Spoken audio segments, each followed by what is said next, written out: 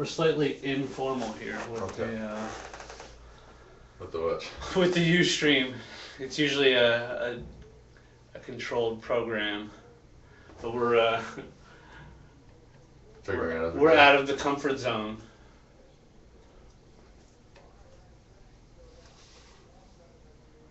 New territory.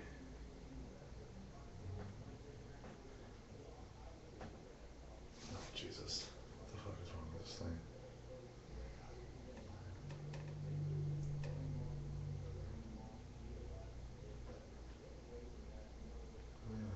All right.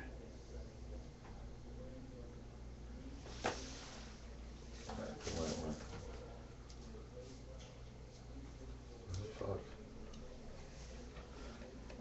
I'm curious to see if recording with the Ustream phone, if it'll go ahead and allow phone calls to come in each time, or emails or Twitters going ding ding. To cut it and not do that? Yeah, it should be interesting to see what happens. If it does, I'll probably cut the motherfucker. All right. You set? You good? You still? I'm doing it. I'm trying. I got like 1 more minute, then I got it. You got it. Okay. So. Do your thing, my friend. Okay, fine. It worked. All right. Thank you for joining me, Mr. Ari Shaffir. I appreciate You're welcome. your time. Oh, we were going already? Yeah, we're going, but Okay. I had to set it up. That's what I'm saying. Okay. It's like informal, you know what I mean? It's I was like, trying to paste it, get one of my Twitter programs to work to send out. And No, it's okay. I stopped it a couple times. We had it going. Oh, I all right. did it. So, welcome back to San Diego. Thanks. I've caught a bunch of your shows here. I think the last 4 or 5 sets. You know, I saw you at the House of Blues, and the last 3 or 4 times you played here. How do you like playing San Diego? I like it. I like this place a lot. The Comedy Store, really good room, set up really well, and they got the crowds are really good right now. They're not like for a while they got kind of out of control, just loud drunks, just screaming. Became like less enjoyable to play, but now they're like into comedy and everyone's having like a better time. Do you find that same thing in Los Angeles in comparison to the crowds? Is there a more like genuine knowledge of the art form in Los Angeles because it's more prominent? Yeah, well you'll have, it's just percentages of people that are like this. Like let's say 20 black people walk in to the room, it's suddenly like a black room. That's how it's going to be in a crowd of 30. It's just going to change the environment percentage wise. Yeah. You know, but if 20 walk into a crowd of 2,000, it doesn't do anything to the makeup of the room, or a very small amount. Yeah. But if you get a couple fans out of 30 or 40 people on a regular weekday in LA, a couple people that like know comedy, it just raises the sort of overall like understanding a little bit. Do you think it seems to be? I don't know if it's just. It seems like one of those things where like when you buy a car, you see the car around. But do you feel like there's a resurgence of comedy sort of building back up? Do you think something different is happening? Yeah, I feel it. I don't know, because I've heard about this like for the last 10 years. Everybody keeps saying, oh, comedy's coming back, as you can tell, comedy's coming back. I'm like, I don't know what you're talking about. The crowds are the same size and dwindling. The same rate they always are. Yeah. But, so I don't know if it's just as people like are getting better, they start noticing, oh, the crowds are better. It's like, no, you're better, so that you're doing better with the crowd. So I don't know if that's me now going like, this is probably the best I've ever been in stand-up. So like now I've noticed people are cooler crowds because I'm making them cooler crowds. Or is it that everyone has access to the internet and so many clips so fast that you can really become sort of savvy on comedy really fast? Yeah, for sure. And it's something like it seems like the creativity levels are rising as well. And I'm from an artist standpoint, I've noticed, and I talk about this on the podcast all the time, but it's almost like a 9/11 hangover took place, and it took like 10 years for us to like come out of that. Oh yeah. Like because I felt this same, and maybe it's what you're saying, like that ebb and flow of like it just every 10 years we're at a lull and a high. Because right before, like around the end of the 90s, it seemed like the same sort of thing. In the art community, anyway, I don't know if it's the same. Of what? Of good and bad? Well, of like like a greater appreciation, maybe better work coming out, more like a tighter knit community happening, and it felt like when 9/11 hit, like some of that sort of dispersed because people were less concerned about community and more turned inward a little bit. Yeah, maybe. I'm just noticing more people get into it now. But I don't know. So they turn inwards, that everyone just shut in, you mean? They just said, like, I don't know. I always thought everyone became like super American after that, after 9/11. Yeah, but I think that, Then after that, when we think about what super American is, it's not really like it was just like rallying around the yeah, family. It's rallying around your house and your goods and the yeah. things that, like holding tight to the things that you have. Like that's really Yeah. what. No, I mean, just people became like pro-America. They were like, yeah, I'm an American. They could get Yeah, outward. yeah. They Sure. claimed Team America a bunch. Sure. And I think it. But I guess that lasted for like a year, and then that was Yeah, done. maybe that's the thing. It's Yeah. like I talk to performers a lot about this, like that same high and low that happens from when you're on stage at that biggest peak high of entertaining the crowd and really hitting your marks and getting in that groove, then going back to the hotel and going to sleep or getting on the bus and driving. Like there's a weird high and low that happens with that, especially with like musicians who just destroy a crowd. Then they go get on the bus with some stinky dudes and go to the next town. Yeah, exactly. There's an excitement that builds, and then once you get that high, it's a far Yeah. drop off the other side. So maybe When they that killed Osama. American thing, it's like, Yeah, oh, yeah. we're all together, And it was like, no, fuck and everybody. then like, oh no, Oh yeah. and we fell off the other Maybe. edge. And maybe I don't know, maybe it's just the support for creativity that changes in times like that. Yeah, I don't know. It's a possibility. I mean, do you think that same thing happened with Osama? Like another Well, one no, of those? I remember everybody when it happened, people were like chanting USA all the time. But it was like it was sort of like, oh Scary. yeah, I forgot about that. We used to do that. Like Do you? in 2001. I keep a cheat sheet with me. No, that's okay. That's what I was just saying. Like, I if do. I get an idea, that's why I don't want to write on that. I'd rather just quickly jot it, like, get back to this. Like, if Yeah. somebody's on a good story. Yeah. I don't want to So interrupt let's the story. start. You do a podcast as well, which Uh-huh. is something I mostly wanted to talk to you about because I think for me, what is resurging comedy, like my entertainment, Uh-huh. my getting entertained by it, Yeah. has been, and I was talking earlier with dude about how I get to know people personally now through these Through these podcasts, podcasts and stuff, yeah. And what I've learned doing artwork is that there's something really necessary about a collector knowing your personality type, Mhm. and as a painter, I'm in the studio by myself all the time. I'm not out there communicating with people besides these like cryptic pictures that I'm making. But as I do this podcast, I'm letting out a lot of these personal stories, which I think Yeah. is natural for comedians. So you've been doing. Well, it's interesting. Yeah. Like, how much do you have to know your personality? It's that argument we used to have in English department all the time. It was like modern. Fuck, I forgot the two types. Where it's like one, you take what the author, how they lived into mind, Uh-huh. and the other, new criticism was one, and I forgot the other. I'm a high school dropout. Oh, really? I examine all those things and I read. I've considered myself to be intelligent. People tell me I'm so. Yeah. But it's my. I actually I dropped out of school and just Oh, went cool. right into making All right, art. fuck it, why not? Yeah. I'm But doing no, it. I know I'm what not you. sure. And the other is like the work is the work, and you shouldn't know a goddamn thing about the artist because it doesn't matter. Yeah. What's on the page or what's on the canvas or what's on the stage, that's the only thing that matters. Sure. But like when you see like Richard Pryor talk about like burning out his hair and stuff like that, like catching fire when he was smoking crack or whatever, it's like he was a celebrity enough that most people knew that happened to him already. You didn't have to introduce that to a crowd like a normal comedian has. Yeah. So then it becomes like your personality has to be taken into account. Yeah. Because he's thinking that you know it before he brings those things up. Yeah, and it makes the audience, I think, in terms of podcasting and now getting to know, so many comedians are utilizing the technology that it's given me a greater appreciation of the art form once they're performing. Yeah. Where sometimes like I would be not that interested in the or not as interested as maybe I am now. Like I wanna hear where the personal stories turn into an art form. And Yeah. I think people want to do the same thing with painting, which I'm learning more and more is there's some truth to it. And I think as artists we go through those two things, like that English thing, like one, it's like I'm just making the work, whatever happens goes out there and happens, I'm not gonna fuck with it. The work is the important part, which of course it is. But at the same time, if you want to be a professional at this art form and do this work, Yeah. you have to take care of that other side. And Yeah, if people annoying as really fuck. do want to know if, it's almost like people want to know if you're legit or if you're just talking shit. Yeah.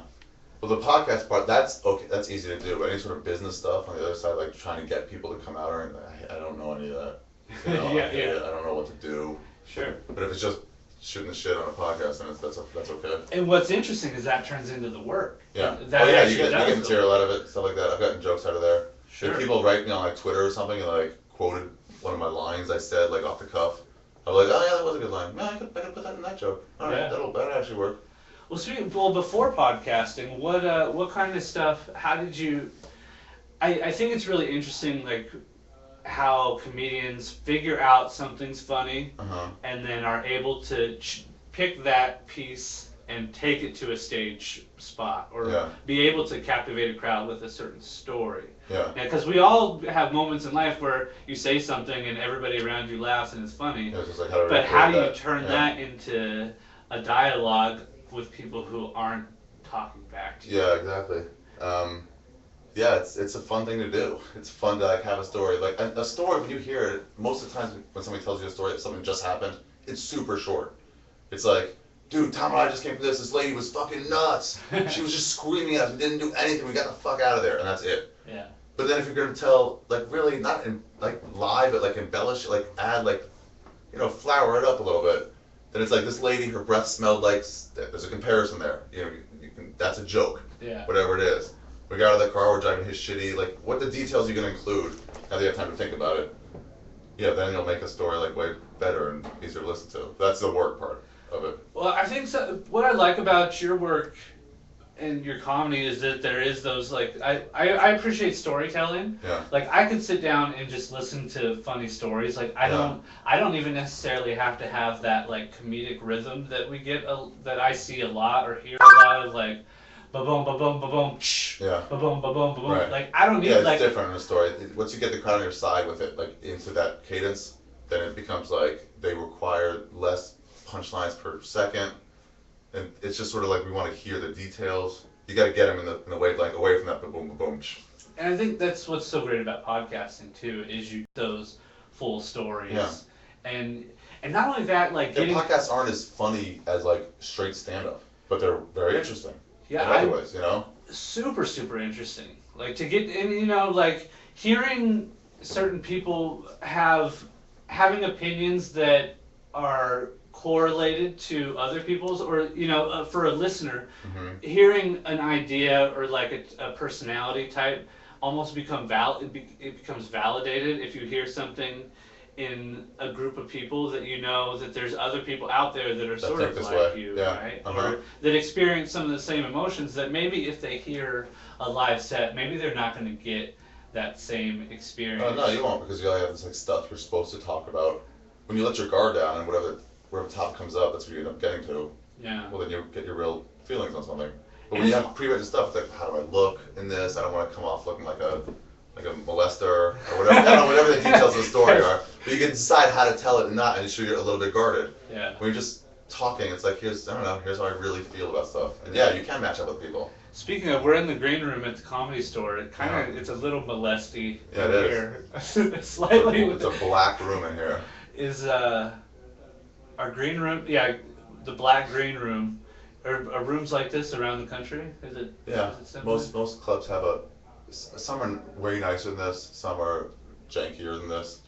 Some are just in the back of a manager's office. There's one a few where you gotta walk through the kitchen, and it's like just sort of a. It's not like the Goodfellas scene. Yeah, no, it's not like nice like that. Where it's like, hello, Mr. Shaffir. You go to the next. Yeah, just slapping palms the whole way through, just tipping people out. No, just gross. You're hoping to get some like digestible food. Yeah, right. Your storyteller shows you do up in Los Angeles all the time, which we were talking about storytelling and podcasting. Do you look at that as a sort of separate art form, like sitting down and writing something like that, or organizing those things? Yeah, well, organizing is different. Not an art form. It's just like how to find people to come do them, and they get people to come watch them. Stuff that I'm not really good at. I'm not trained. But you're still sort of like curating that. Yeah. Do you have? I mean, I'm sure you take into account like these people will fit together, or like you got to find people that have stories to fit. Well, yeah. A certain topic, right? For instance, there's times. I mean, I asked my friend Rick Ingram. I was like, I was a comic in LA. We had a psychedelic episode, which is psychedelic joke shows, like stories. Mm-hmm. We did that. That's the only topic we did like twice. be covered like twice, and because there was so many people like, oh, I want to be a part of that. But it was Yeah, like, no, I would that's have not- one. I'm not a Yeah, comedian. yeah, I would yeah, have one. But I asked him, I was like, hey, do you have any like acid or mushroom stories or anything? And he was like, no, I don't have anything. I was like, really? You don't do that stuff? And he goes, no, I mean, I've done it plenty of times. I just don't, nothing crazy. I never got into a story. I mean, crazy shit happens, but nothing crazy happened to my body, you know? And I was like, well, thanks for telling me that. And then we had one about heartbreak that I knew he moved to LA because some fucking girl cheated on him. And I'm like, that was a good story. I'm like, that, I know, I've already heard that story. Yeah. So that'll invite you. And then Mark Maron, I just said, are you available? Because he's constantly breaking up with people. You know, that's just who For he the is. heartbreak. Yeah. Yeah. So I was like, hey, are you in town this day? I know you have stories. You know, like Bill Burr, we did a sports one. And I was like, hey, are you in town? He's like, no, man. So I was like, fuck. He goes, which one was like sports? He goes, oh, I have so many of those. I'm like, I know. Yeah. That's why I could ask you, like, certain people you would know. And other people surprise you. Well, see, to me, there's a certain level of an art form of pulling those people together because you are sort of like fixing it to fit a sort of organization. I mean, there's people in the art world, like museum curators, that are picking certain people to. And it's who I find funny. I'm not booking people I don't really find funny. Yeah, right. So it's like, I have a certain sense of humor, and the stuff that makes me laugh is gonna be towards that sense of humor. You know, I like a little dirtier. I'm not super Christian-y. You know, I don't need that. I don't need. There's certain things I look for in stand-up that other people don't, which are either one's valid. You know. Yeah. But so yeah, it's gonna be closer to what I find funny Right. than what you might. So. Well, speaking, you mentioned psychedelics. I wanted to coming talk soon. about With June 18th through 18th, 20th. 19th, and 20th. June 18th, 19th, and 20th. Yeah. And what was the catalyst for getting this sort of? I was thinking that people rolling? should do some fucking mushrooms. That was it. They're always good. And I was like, let's just get a day where everyone just fucking does it. Let's just make a fucking party. Let's make this happen. Well, because first I was thinking I wanted to do me and Diaz did some acid once. I went to see Pink Floyd play The Wall, or whatever's left of Pink Floyd. Yeah. Play The Wall, but we couldn't get tickets. Went to Scalp on the last day. It was in LA. Yeah. And the tickets were crazy expensive. Like, we heard they were ticket price or lower for the Scalpers like the rest of the days because they weren't like sold out. Yeah. But the last day, anyway, so we didn't get anything. And we walked around downtown LA and then everything hit. Like, we weren't even Ooh. tripping, so we're like, what's the point of going in and spending $300 on shitty seats? We're not even tripping. This acid was shitty. Yeah. Yeah, then we walked around and we're like, oh, fuck. But then we were thinking about like where to do, like what a good place to do it would be. And I was like, beach probably, do acid. And then my friend, his parents have a beach house in Malibu, and I was like, oh, what about there? And I was like, we should get like a bunch of people, but then I have to invite him too, because it's his, you know. Sure. So I was like, let's get a bunch of people. I'm like, no, but people aren't gonna do acid. So I was like, what about mushrooms? Let's just get a bunch of people together to do mushrooms. And I was like, but why just stop with us? Let's just everybody just fucking do mushrooms at the same time. I don't know, it just kind of spiraled. Yeah. And And so then- you just wanted to build off of that one moment. Yeah, and it just like, let's just all fucking do it across the world. And I'm like, I think I put online a little bit, like on social media. I was like, who wants to do some shrooms? And people were like, I do. And I was like, let's make a whole fucking thing about this then. And then I planned a day in like mid-May or something. And all these kids were like, no, we have finals. Like, that's our. I was like, all right, well, let me not leave Right. anybody else. I'm like, let me go after high school's done. You know? And all the college kids even are all stressed out. Yeah, you know? exactly. Like, you don't want to do it when you can't do it. Yeah. You want to have time for it. If you got shit to do, if you have a report due, and you can't take time out, don't fucking do anything. Yeah. Like, get your shit done. Yeah, You're I gonna have mean, a good it's time. a serious experience. Yeah. You got to take some time to be able to deal with all of it. And it's digestive. It takes another day to be like, well, all those things I was Yeah. thinking. Like, a lot of those are valid things. It's funny. I just got back into hallucinogens, which I experimented a ton when I was like 16 Really? See, I to never did anything back then. 16 to 19. Wow. And there was one summer that we were doing LSD and mushrooms like almost every weekend for a Really? summer. Wow. And at the time, I was just trying to get fucked up mostly and sort of get Mhm. disconnected from reality. But Yeah. at the same time, as I was still an artist, I've been an artist my whole life, and whatever that fucking means. I've been a person Yeah. who makes things, to deal with my own mentality. So I think I picked things up in it, like with a slightly more mature mind. But at around 20 something, I did one mushroom trip that was just like draining, and I was like, that's probably gonna be it. It was like around 22 or 23, and then I started listening to Rogan Yeah. and hearing stories and thinking about using hallucinogens with a mature mind, like an actually a grown, matured mind Yeah. of a man, Yeah. like it was enticing for me to go re-explore a bunch of those things that Yeah. I know I experienced. I just didn't know how Yeah, to. you have a better way to analyze it. Once you're at a certain age too, you start realizing you're wrong a lot. You know that that's a possibility that you could be wrong. You Yeah, know, a and so lot. then with that in mind, trying to take these things that really make you look at everything honestly, knowing you can be like, oh, that's a mistake I'm making in life. I want to change that. I want to change. And also when you're like 16 or 17, you barely understand the world as it is. Yeah. So you're just trying to figure shit out. You got most of it figured out at a certain point. Yeah. 28, like But nothing really surprises you about life. You're still observing stuff more, but nothing's surprising you.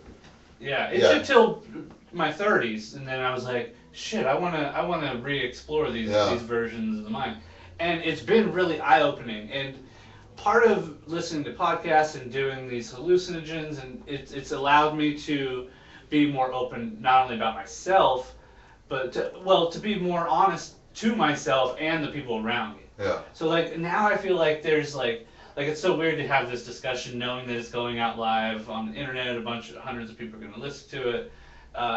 I normally would, a few years ago in my late 20s, I wouldn't be having this discussion knowing that people would listen to it. Oh, right. But now there's like a freedom. I tune it Something out. I happened. tune it out. I don't think about anybody listening. Yeah. Because it gets weird. Because then I'll start thinking about my parents listening. No, and that's it's it. like, oh, fuck, Dude, I couldn't talk about any of the stuff I just talked about. I brought my mom to the Doug Stanhope show that He was did it here, right? Yeah, he played How was here. it? Packed? Was it packed? Yeah. Yeah. Yeah, it was great. I was so fucking uncomfortable Yeah, 'cause with having your my mom. moms with me.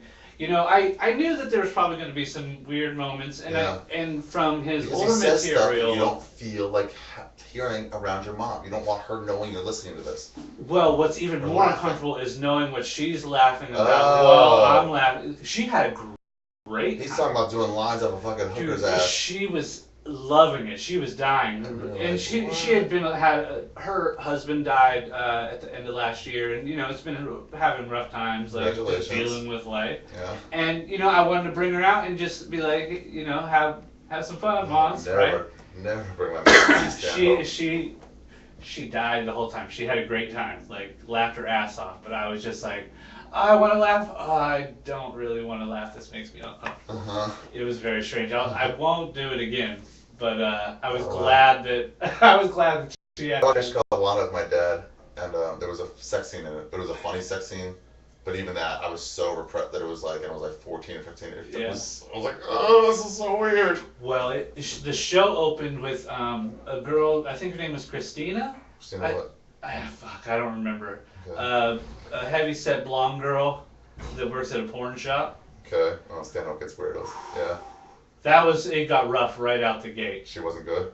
No, she was funny. Oh, but she got like... But it was all material. sex humor. Oh, yeah. So like that was So the you were most with your mom right there, uncomfortable. yeah. So like the political and sort of like national humor and sort of some of like the topical stuff, like the sort of socio-political things. Yeah, we talked that about. was easier to digest. That's perfect. Yeah. And she's as open as I am. Like she's really liberal and honest and that sort of thing. So it's like nothing's really gonna shock her. It's just kind of fucking For weird. social commentary, Doug Stanhope is, to me, like the social political type commentary. He's like the guy to listen to. Yeah, it was You was know, other really people talk good. more about their life or about like political stuff, you know, this president or this whatever, but like for the social sort of politics that he does. Yeah, the sort of underbelly about what all that stuff does to society Yeah. is really interesting. You know, the freedoms we have. Are you doing any jujitsu? I kind of stopped. I got hurt. You were talking about it the other day, right? The kettlebells. Yeah, I think I might have. But you got hurt in that. jiu-jitsu. But it was like hurt in jits, and then I would get like staph. I got staph twice. And Fuck, ring- dude, and I'm ringworm so once. nervous about staph infection. And people are like, you're dirty. It's like, I'm not dirty. It's just because these fucking mats, they're not clean, and they rub up against your, like, I've done the research, it's not because of anything, it's just because of this scrape that's getting in your scrape, and their scrape doesn't Yeah. mesh with your scrape. It's like football players always, and you just get, and it's like annoying. Did you do gi and no gi? Just no gi. Just no gi? Yeah, with Eddie Bravo. It seems like gi, you get scratched a lot with the gi. Yeah, I can just see that being the a lot more. abrasion. Yeah. You just get mat burn a lot. Your Yeah. face is getting shoved into the mat, Yeah. you just get scraped, you know how it is. I just started two 2.5 months ago. You started? Yeah, Okay. I'm training at the Noguera gym at Black House up Oh, here, nice. Okay. which is up in Miramar. Okay. It's great, man. It's helping my mind more than it's helping Yeah, it's my cool. It's a body. great way to work out. You first you're completely drained. Every muscle. It's not just your upper body lift. It's every muscle you're Yeah. using, and they're all completely drained to zero. Yeah, it's gnarly. Yeah, it's a good I'm loving workout. it though. Are your arms? Are you a little AIDS patient yet? Oh, the little dots, Yeah. the little red dots. People Yeah, holding you down. I get them People hold you from. down like this, and now I wasn't used to like it, so I just got these. So it's No, been a like couple bruises, days. like bruises. It's Yeah. like an AIDS. Yeah. I get them from the gi, from the sleeve getting Holding cut, it. Oh, really? that they look like the Gorbachev head spots. It's like, what the fuck? But no, there's all sorts of weird jujitsu bruises. But I'm getting weird jujitsu muscles too. Yeah. Which is awesome. That's kind of cool. And it's great for me because I'm so often sitting in a chair crunched over a canvas or a piece of wood, and it's not fucking healthy, man. You gotta get out and fucking move around. I had surgery. I had knee surgery, and then I came back, and I was doing it for a while. Once I was able to come back, and then I tweaked my knee again, and then it was like, almost like, what are you doing? Do you want to limp forever? Because now that's in the realm of possibility now. Yeah. That you're gonna limp forever if you get hurt again. So right now I'm at like 99.5%. Every once in a while I can feel it. Doesn't hurt, but and I'm just to remind me like, your knee isn't like that's the only one you got. Yeah, you get sort of once bitten, twice shy. Yeah, like I don't want to blow anything out for this. I'm fucking. I thought I was gonna get hurt my last roll. I was working with a big. It seems like every guy is bigger than me. Yeah. Of course, like everyone Yeah, that's what I outweighs had me too. by I was 30 small. pounds. And we were working on some stuff after class, just rolling around, and I was like trying to do one move, and I stood up, and he's like, "Well, if you do that, I'm gonna do this," and grabbed my pant legs and pushed me back. But my feet stayed where they were, so I ended up sitting like opposite Indian style with my feet out and sat straight down with my knees to the weird. ground, you know, Yeah.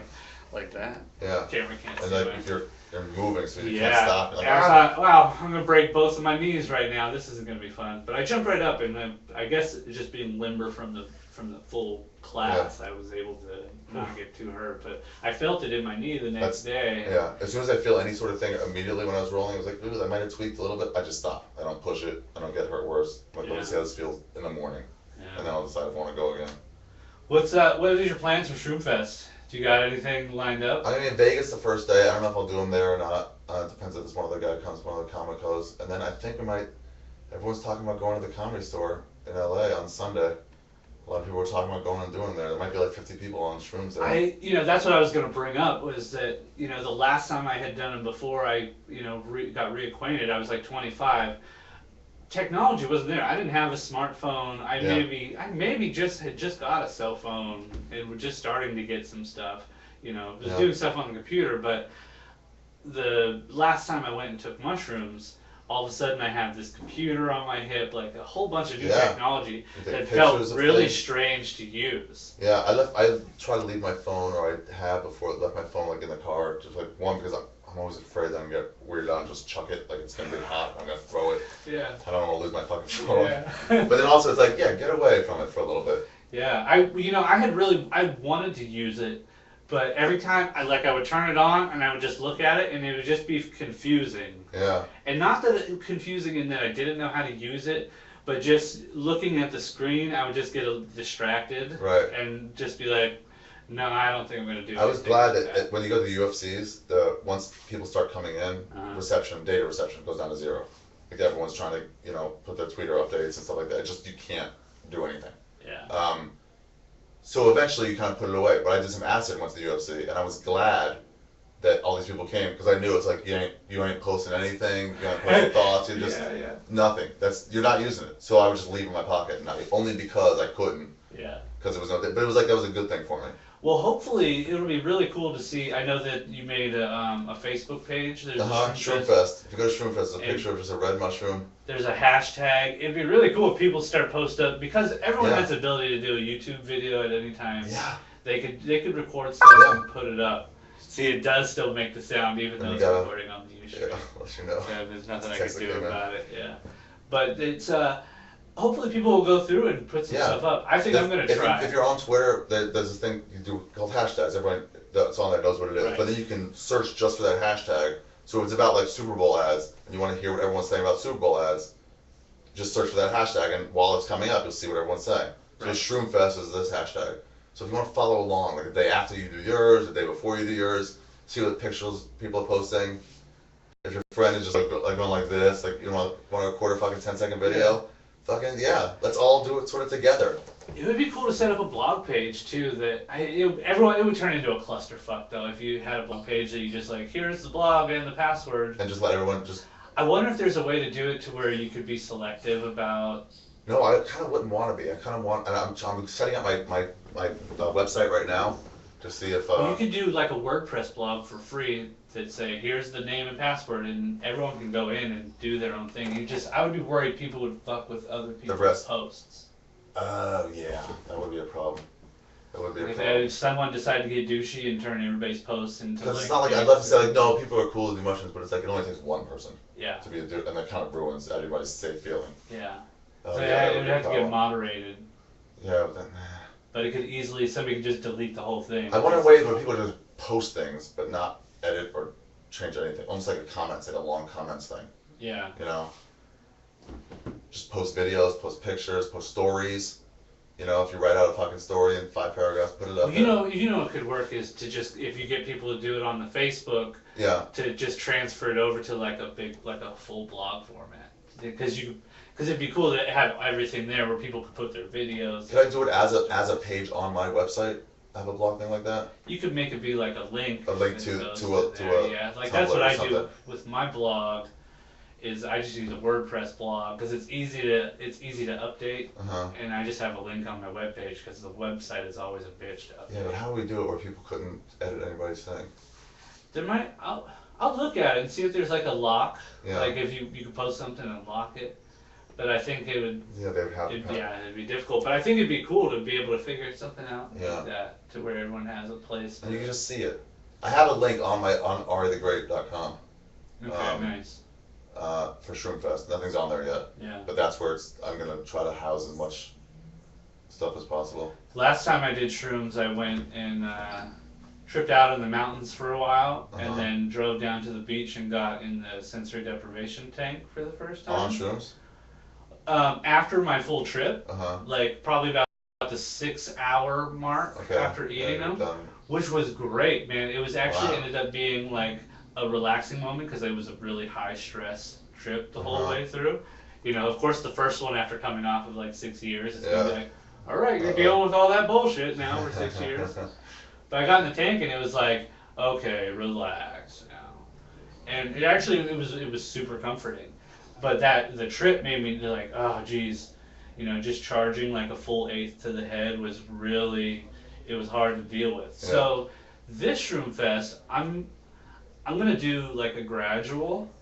Okay. Or this Shroom Fest, like this is yeah. the fifth year. This Shroom experience. This yeah. experience, I'm Or gonna. Shroom Fest. The plan is to like do slow increments and work it out through the day instead of just like one really hard punch to the face. Yeah. I'm just gonna roll it out and get jabbed all day. That's not bad. That's cool. Yeah, try different ways. Yeah. Why not? I think it's gonna be. I might try tea one day. I've never done tea. Either, but I always talk shit on it like it's like not a good way to do it. Really? Why? I don't know. I'm just I'll being try it, judgmental and then for no I'll reason. say whether or not Yeah, it's good for me. you should probably do that. Because I've had a friend who was like, I did it. It was great. It was like, okay, that's 1 for 1. Yeah, I mean it's done. It's been done for ages and ages that way. It makes sense, but it seems like my brain tells me that it would like dilute it. Well, I'll tell you this: when you're making pickles and you're studying how hot they are, you put a bunch of peppers into the brine, and at some point you can eat the peppers and they're not even hot anymore because all the heat is in that fucking brine. I bet it makes the mushrooms easier to eat too, because you eat the mushrooms, right? Well, my friends they didn't even eat the capsicum stems. They didn't even do it. think 'Cause I don't know if there's nothing left in there, or if there is. Really? It's like it's all in the water, just like those chili peppers. Yeah. Huh. You know, I'm not sure. They're probably just looking online for that. Are you interested in other art forms? Were there things like growing up that you do creatively? Like I kind of see, like we were talking earlier about, I kind of see like doing stand up on a stage comedy different than even doing like a stage storyteller show. Yeah, it's alright. Yeah, well that's like storytelling is like one technique of stand up. I think he's gonna come back in. He might. Okay. Yeah, he probably will put the trash can back. it's like one technique of stand-up. Like the physicality is something that you use. It's not a technique even. It's just a, I don't know what the fuck the word is. Well, there seems to be a separation, a slight separation, and I think. Yeah. But also you can just do straight commentary as your stand-up. You can do like characters. Okay, that's what it is. Each one of those is a separate part. So like people who do impressions, that's a part of stand-up. So if you're doing an hour, let's say of stand-up, you might have a couple impressions in there. You might also have a couple stories. You might have a couple commentaries on the government or whatever. But if you're just separating those things, it's just the story, then it's not like a full version of stand-up. But it's fine. It's part of the, I don't know. It's like just doing just watercolors. Well, what about the transition to like acting? Do you see a clear delineation between those two things? Yeah, there's overlap. There's a lot of overlap. But also, like, you're almost always acting when you're on stage, as yourself, or as the angry version of you, or as a polite version of you, or when you're telling a story, you get that, you lose yourself into that moment, so you sort of act out. Is there a sort of separation of self once you get into the comedy zone when you're up there working? No, you're just you. At the best, I'm just me, just sort of talking to them and doing my material, but just sort of saying it. Yeah. But it's like I've done it 1,000 times before, or 100 times, or 10 times, whatever, how many times I've done this bit, but to sound like I'm just talking. Yeah. Instead of reciting something. On one level, that's what acting is. Don't just sound like you're like, where are you going to the store today? Like you're reading. Yeah. Like as if the thought would just pop into your head. How would that sound? Well, that's an interesting topic too with comedians, and I talked to Tripoli and Teeb about it when they were down here. Is that voice in your head that comes on while you're performing? Mm-hmm. So I noticed it. I recently became a minister. Really? Because my friends asked me to marry them, so I've been doing Universal Life Church? Universal Life Church. Yeah, that's how I got married. Nice. Yeah. Do we have a secret handshake? I don't No. think there is. I'm not a Universal Life Church minister. Just we had one marry us. Oh, okay, I got you. I thought you. We got him on birthday. I just gave you the secret handshake. Yeah, fuck yeah. Damn it. Just a fist pound. Yeah. Surprisingly. That's all it is. Just a fist That's pound. how easy it is to be. For a while, no one did that, so it was like super secret thing. But now it's like, fuck. Well, I had noticed something happening, because I made this choice to start taking opportunities that arose instead of talking my way out of them because of fear or like nervousness or whatever. So this was one of those things. Cause I hadn't done public speaking, Okay. I wasn't, not that I was that nervous about it, but it just wasn't something that I'd done. So I had no experience. So I was like, all right, just jumping in head first, which is something I sort of do. It's kind of my personality now. Okay. But while I was doing the ceremony, I noticed this point where it's like, all right, here's this part coming up. Like this, it almost was like a third voice popping up in my head. Like I knew I was reading, I had my Right. script and my thing for the thing. Yeah, you're sort of But aware there's of what's happening. Another voice pops up, which you guys are sort of learn to. You learn to like, talk to use that well. guy, talk to that voice without looking like you're talking to him. Because you you're can't having really an take inner time out. dialogue. Yeah, you can't while- take time out and go, okay. But there are things I say where it's like, hey, as you're doing a story, as you're telling a bit or telling whatever, you're saying like talking whatever about George Bush or whatever the thing is you're talking about. In your head, it's going, hey, that dirty punchline you just used did not go over. The one before that did not go over. Yeah. So this is a non-dirty crowd. So you should try to err on the side of a little cleaner right now. Or if like, hey, you just happened to say the word fuck and they went ape shit. So it's like they'll handle anything. So they'll shy away from the darkest stuff you go to. Just fucking go for it. Yeah. So I'm having that dialogue as I'm telling this whatever bit and Chill's trying to say is jovial or is whatever. Do you think that's something that we all sort of possess, or that comedians have? I think everybody's got that. You just got to work it out. The Yeah. ability to talk to that and to talk to other people at the same time. It's just like getting more practice at it. You get better at it. Yeah. Because at first it's just an instinct, and then it's a full on. You can think things out. Yeah, because that's what I noticed. It's like I hear this voice. Yeah. I don't have much control of it, and I've never really recognized this sound coming in from that direction before. But maybe I'll try to work it out. Because it started with just a little like a quick little like just yell out a word. Just it'd be like 2:30, 2:30. That's it. That's all. There's no dialogue. There's no conversation with it. It's just too dirty. That's it. Yeah. Or you would get an idea for the next bit, like as you're doing this one, rapping. Like, oh, maybe I'll do this one I haven't done in fucking 5 years. Do you think it's subconscious? Do you think it's like a connection to the subconscious? Yeah, but you tap into it. It is a subconscious thing. It's like Nietzsche says, you can't make yourself have any thoughts. So every thought you have is just independent of yourself. Like you say, think of a red elephant. So now I'm thinking of a red elephant. But where did the idea come to say think of a red elephant? You can't make yourself do anything because each thought is just on its own just a whim. You know, so yeah, maybe it's if that's subconscious, then yeah, I guess you're tapping into it. Yeah, if you put a name on it. And some people, maybe that's where creativity comes from too, is that like, Listening to that voice. yeah, like or even be able to just become in tune with it. Yeah. Or to work with it, because I think if we all talk in our heads while we're doing shit. A lot of times that stresses people out. That You causes have a a lot of thousand conflict. things going on at all times. I Yeah. pass that Ferrari dealership next door, and it's like, okay, there's nice cars. It's 70 degrees outside. It's sunny. I'm on a sidewalk. There's a car driving by. It's like you're taking in everything all at once. Your brain's a supercomputer, you know. Yeah, yeah. But and then you have to decide which ones you pay attention to or not. You know, and decide which ones just completely just drop out of there. I don't know what the fuck I'm talking about. The edibles fully kicked in now. Did you have some edibles today? Danita made me one yesterday, but I was like really tired, so I didn't want to waste it. Yeah. So I was like, let me wait until, cause I don't like doing them just when I'm gonna sleep, you know. Yeah, right. So I was like, let me wait on it, and then yeah, I took it today on the way over here. Nice. You gotta let me know how those candies work out. Okay. I picked those up from my boys at Organic Aid. Organic Aid. Yeah. I'm trying to take get. care of me over there. Really? Yeah. Is that like your sponsorship? Fuck, I'm saying it just now since I got them, that maybe they'll start. I want to get a dispensary to sponsor my podcast. How Sponsor great is Skeptic that, Tech. dude? Yeah, I was like, it would have to go with. Here's the things I'd want as a sponsor. One, be something completely unrelated to me at all. Chevy, something like that. And I'm like, I don't give a fuck one way or the other. Yeah. I'm not for it or against it. That's Yeah. fine. You want to buy a Chevy? That's cool. I don't, you know. Sure. Or something that wouldn't go against what I do. So it wouldn't be sort of like Church of Latter-day Saints. I'd be like, I can't do that. I Yeah, can't of course. be a sponsor for. Or, so those ones I have to deny it. Or the ones that go completely with what I do, like a dispensary. It's like, yes, I'll stand by that. But I'm not going to say your stuff is good if it's not. Yeah, when So they- give me the good shit and I'll fucking push it. That's what I'm totally honest with all those guys, because I know it's like sometimes you don't want to hurt their feelings Yeah. a little bit, because some of them put in the time to grow it. It's like, Mhm. I don't. That stop recording. Yeah, this fucking asshole. That's alright. It hurts me so bad. It only stopped recently, I think.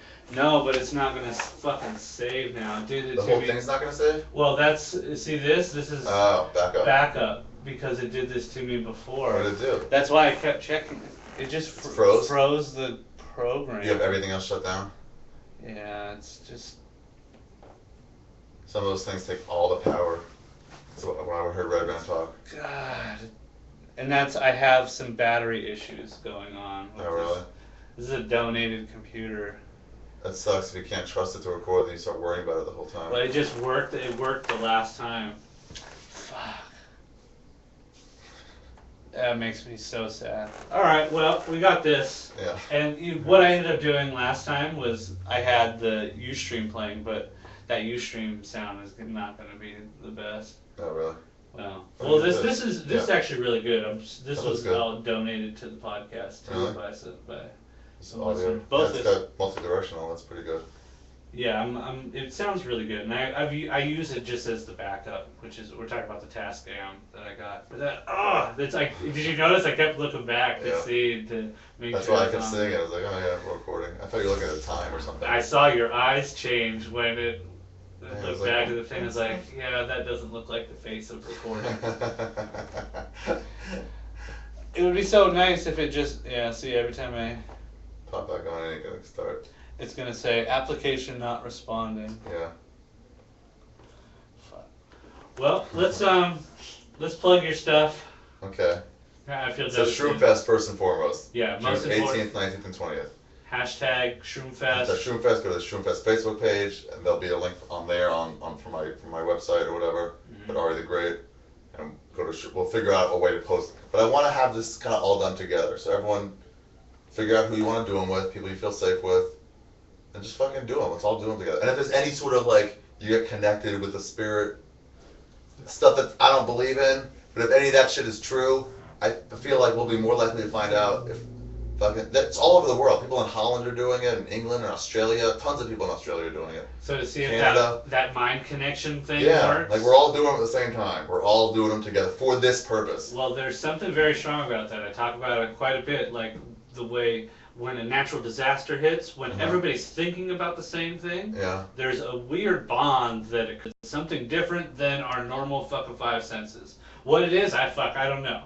There's an occasional thought that people have had that like, and I don't believe in that stuff, so I hate to use certain words, but like the universe, it sounds very metaphysical, but just like in general, just like the world we know has opened itself up to obtaining a certain amount of information. Just like you weren't allowed to get this information before, and now you are. Like, and the one story I love is the radio. The actual radio was invented in, I believe, Russia and England, like a few days apart from each other. On their own, independent of each other. This is back in the day before they didn't have radio. Yeah, There's no way to communicate. Right. And they were both invented separately. And that's just the world being able to go like, okay, you guys can have this information now. And the people that are willing to fucking get it, suddenly, okay, now I got it. You know, people are researching it and going for it. There's a few cases of that. That 100th monkey theory, which I don't know if it's that, you know, there was a group of monkeys that they had to, it was, I think it was on an island that had nuclear problems. Some scientists taught one monkey to clean the coconut off before they ate it, or they taught like 5 of them. Once 5 of them did it, 10 of them started to do it, and once they hit a certain point, all the monkeys on the island, these segregated monkeys knew to go wash the things. And then it's that idea that, okay, whether it's we learn from example. So what's the 100th monkey? It's once the 100th monkey learns, then everybody knows. Yeah. I think that's what. Because then it won't be stopped. I might be fucking up the theory, but that's the idea. Okay. People can fucking Wikipedia. Yeah. Once it sort of starts, you can just everybody gets it. Yeah, and so maybe there's that connection because I know I've seen it for sure. We've had a lot of bad fires here in San Diego, especially I live in the East County, which gets devastated by them quite a bit. Yeah. It's pretty rural still, and a lot of dry brush and shit. And I walked into a store that was maybe a mile away from these fires, and I could tell that everybody was thinking about the fires that are a mile away, like, oh, what's happening over there? Like everybody had it on their mind. You couldn't because the whole area is full of smoke. There's ash falling. You had no other. The fires going? The what? Do you think that kept the fires going? Like No. What I think is that once everybody else kind of knew that everybody's thinking about the fires, there was a friendliness, like a brotherhood that occurred, like a bond. Around Christmas time, it's the same thing. People get nicer. In congregations, we see it in Christian congregations. Everyone's reading the same, or any congregation, really. Everyone's reading the same text. They're saying the same. In Judaism, like God, there's certain prayers you can say if you have more than 10 men. If you have less than 10 men, you can't say certain prayers. Yeah, it's a minion. Same thing. You have that because they're like, it's not that God's more likely to listen, but it's sort of, God's more likely to listen if you all get together. It's like a petition. It's like 10 batteries put together against one battery, like the one on my computer. That ain't coming back in, man. You can let it keep going, but that ain't coming back in. No, I know. I have to quit it, and it's gonna go. No, save. You're like, no, yes, save. Yes, save, please. They're like, no, we can't do it for you. All right, cool. But let's do that. And then Shroomfest. Shroomfest. I got my storyteller show in LA. The next one's on the 23rd. I think it's gonna be family or something along those lines, or childhood. Your website is Ari the Great? Ari the Great or Ari Shaffir. They both go to the same place. It's being sort of rebuilt right now, so it's similar to how it'll be, but it's not done yet. I'm trying to make it a drop site. Twitter, Ari Shaffir, yeah. Cool. And all that junk. All right. Well, thanks for taking the time to sit down with me. I appreciate it. You're welcome. All right, brother. Thanks for the junk. Yeah. I'll let you know how these are. I bet they're great. The thing with these is you need to know how strong they are. Because you're like, do I need 1 or do I need 1 1/4? I haven't tried them. I'm interested to find out. I brought some to South by, and I had 2 because I asked the lady how strong they are, and she goes, oh, they're pretty strong. But you should have been like, they're strong as fuck. Yeah. So I took 2, and I put me on the moon, and then I gave 1 to my friend, and I had to talk him down from going to the hospital. And then 2 of my other friends split 1, and they were both like, night's over. I've never had those experiences, man. Really? They're so much fun. The banana bread. You gotta get the banana bread. If you want one of those experiences, how much edibles do you do? Plenty. And you smoke plenty of pot. Well, yeah. Okay. I smoke pot all day, every day. Then fucking go for it. Have the full piece of banana bread. Cause maybe, well, no, I wouldn't do that. I still got like half it recorded. All right, that's it. All right, rad.